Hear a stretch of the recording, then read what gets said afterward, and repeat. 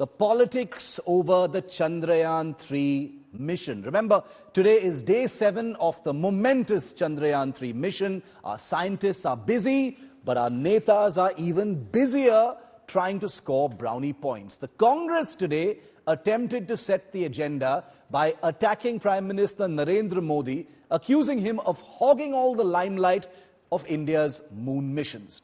Well, what was the example that the Congress used? They said, remember how former Prime Minister Indira Gandhi had invited her bitter political rival, then Andhra Pradesh Chief Minister Rama to be present at the Sriharikota island for the successful launch of the Rohini satellite on board the SLV-3 rocket back in 1983.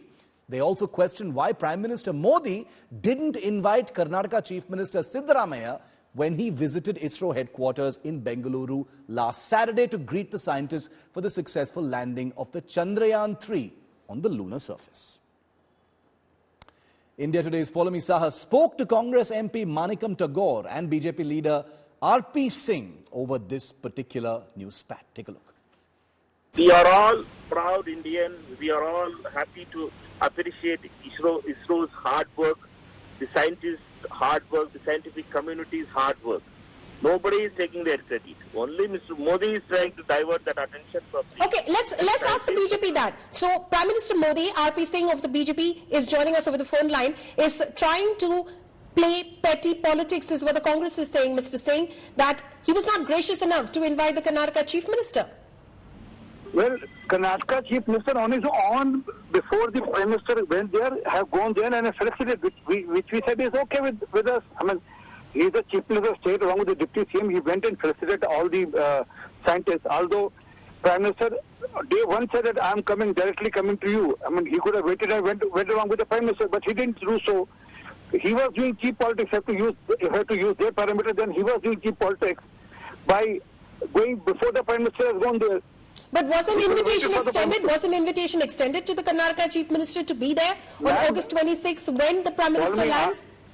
Follow me, I am not aware of it. But fact is that if the man has already gone there and felicitated the scientists much before the Prime Minister went there, although he knew that Prime Minister will go there, Prime Minister made a public announcement on this. But he didn't wait for that.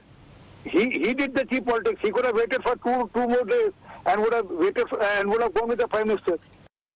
Well, I had a chance to ask the team at ISRO how they felt about the Prime Minister being there, away from all the politics. Here's what they had told me yesterday.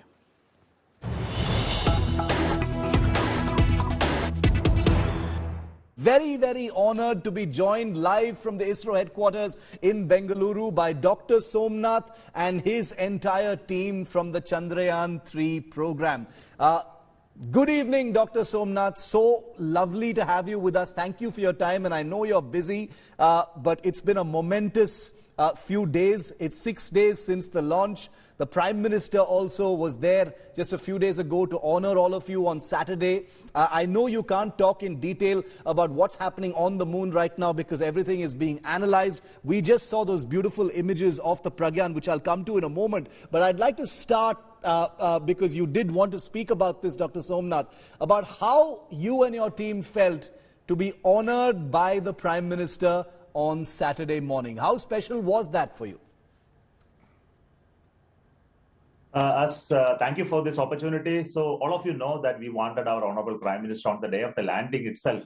Of course, you know that he was out of the country and the date cannot be changed as well, the landing day, because it is the day of beginning of the daytime of the moon. So it had to be like that. But then he joined us virtually from South Africa. That was so graceful for us to watch him on the screen, and we explaining all that to him, and immediately after that he addressed us and congratulated us, and he offered us that he will be coming here and then spending time with us basically to congratulate us.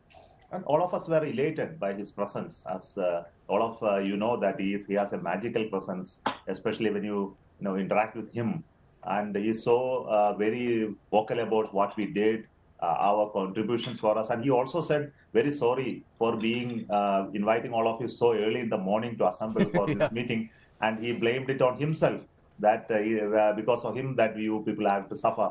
Then I said that this is a culture of ISRO, that we work here for hours together. We don't go home that easily.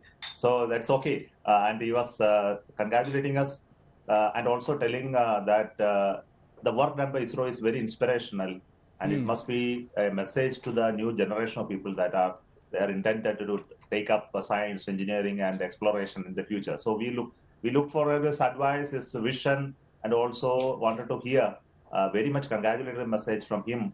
And it's not for those people in Chandrayaan 3 alone, it's for the entire ISRO, because we are into many, many tasks, many teams are working across, and everybody need a little bit of words of praise for their very personal contributions and sacrifices they make. So we were very thankful for that from the highest leader of this country. Dr. Somnath, one of the big announcements that the Prime Minister made, and we are still letting all of that sink in while we see all these beautiful images being released by ISRO on a daily basis, and we consume it with a great deal of anticipation, is the declaration of August 23rd, the day you and your amazing team landed on the South Pole of the moon, creating space history as National Space Day. That's been declared. What went through your mind when that announcement was made by the Prime Minister? Yes, I think that's great. We have been celebrating only World Space Week so far, which is a global space week which celebrates the accomplishment of nations other than us. Now there is a day that celebrates accomplishment of India. I think this is something very, very personal, something very much to our heart.